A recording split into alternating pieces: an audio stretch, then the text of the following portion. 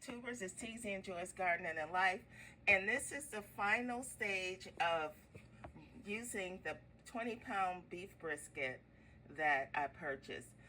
I took the leftover scraps and the beef fat and I rendered it on a low fire overnight, and not a fire, I actually put it in the oven.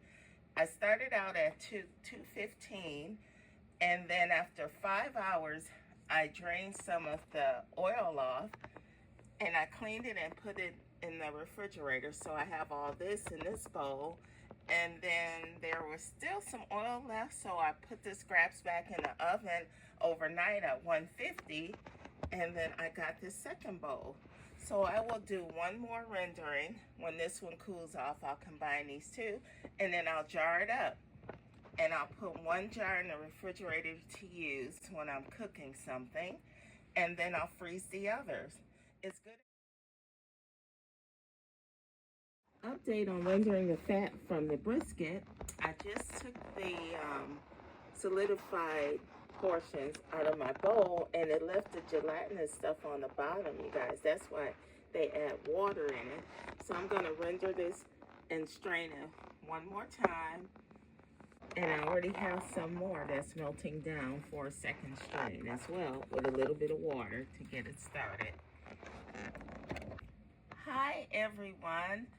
Well, this is my tallow that I have so far. It's nice and clean. This is the second rendering and straining.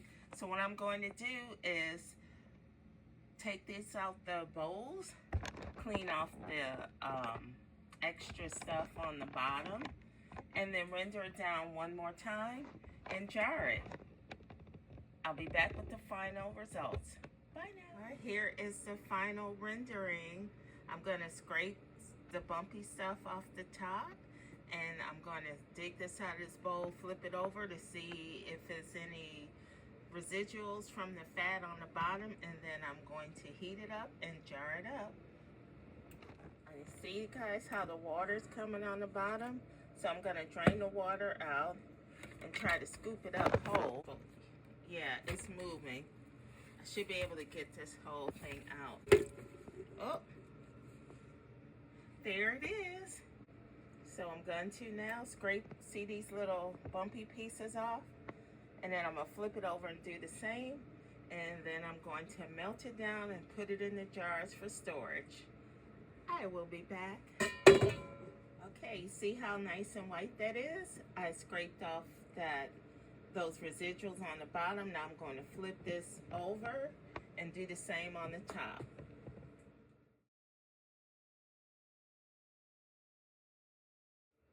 Okay, I cut it into chunks, and it's going in the pot to melt down on a low fire. And this is the final results of the tallow that I got from that beef brisket. You can use this just like you do bacon grease. You can substitute butter with it. So we don't fry a lot here, so this will last us a long time. What I made is this tallow.